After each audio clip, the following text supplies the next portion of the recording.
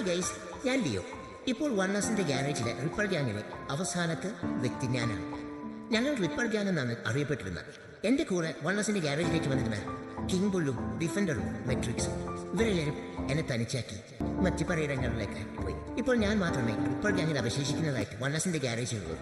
ഞാനും ഉടനെ തന്നെ പോകാൻ തയ്യാറാവുകയാണ്. നിങ്ങളുടെ എല്ലാവരുടെയും സപ്പോർട്ടിനിടയിൽ നിന്നും സ്നേഹത്തിനിടയിൽ നിന്നും ആ പരിചരണത്തിന്റെ ഇടയിൽ നിന്നും ഞാൻ പോകാൻ പോവുകയാണ്.